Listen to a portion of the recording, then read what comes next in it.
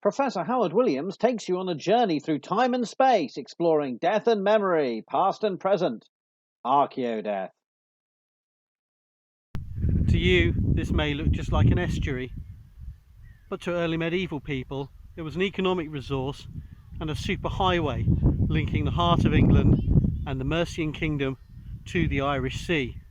Yes, I'm at Thurston on the Wirral side of the Dee Estuary. Now, over there, the land in the hazy distance is what is now Wales. It's the Flintshire coast, and the great linear earthworks of Offa's Dyke and Wat's Dyke, the former built in the 8th century, the late 8th century by King Offa, we believe, and the latter, Wat's Dyke, built in the early 9th century by his successor Cynwulf. We are looking at monuments, linear monuments that appear landlocked, but are all to do with controlling access to and along this estuary.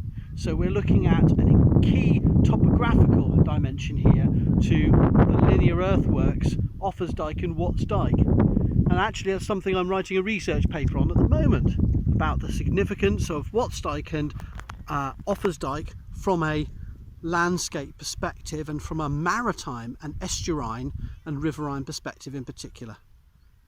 So while I escape the hordes, or the urban hordes of Brummie Scousers and even worse Southerners, I get out of Wales, I go the other direction, and I come here to give you a bit of insight into the early medieval landscape and seascape.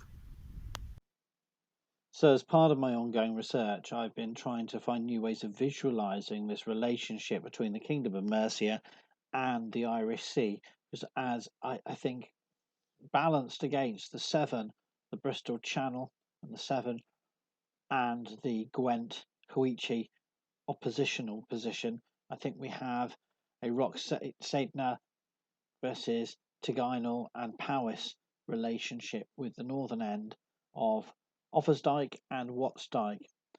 A bit of backstory here is that while this western seaways aspect of the early medieval island of Britain has been debated for the 5th to 7th century in imported Mediterranean ware, and then from the late 9th century into the 10th century gets discussed intensively in relation to Viking Age activity and silver hoards and trade links, slaving, and so on. The late 7th, 8th, and early 9th century Middle Saxon picture, shall we call it, or formative too, as Martin Carver would call it, perspective on the Irish Sea has been really lost in a lot of discussions. And yet we have sites on the tip of the Wirral Peninsula at Mells which have these long-term evidence of being sort of trading sites, and the Irish Sea having a persistent role in connections between Ireland, Man, the island of Britain, and further afield. And so I think that hasn't been really brought to the fore. And then the dikes' relationship to these maritime routes haven't been really discussed in any depth. The dikes are treated as landlocked. So putting that together, I'm trying to encapsulate in this map by turning Britain and Ireland on their side, taking a sort of Mercian perspective with Lichfield and Tamworth there.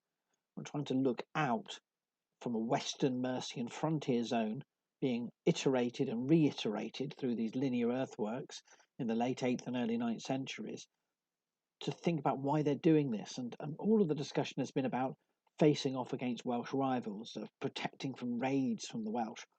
And I think it's much more to do with controlling these riverine and maritime links. So that's work I'm developing at the moment. It's unpublished, so we shall see when and how it reaches publication. But I think looking at Britain from this perspective and looking at the dikes in relation to estuaries and rivers and the Irish Sea in this perspective hasn't been done before. So I think it's quite fun. If you enjoyed this video, please consider subscribing to Howard Williams on YouTube.